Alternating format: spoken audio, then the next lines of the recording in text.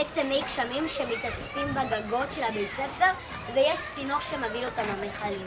והמכל שפה, התפקיד שלו זה כל הלכלוך שוקע, והמים עוברים למכלים.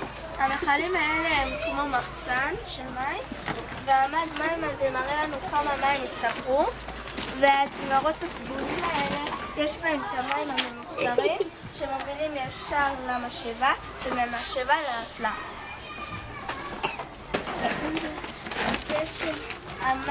מכך יוצא שהמים שבאסלה הם מי גשמים, כך עושים במים.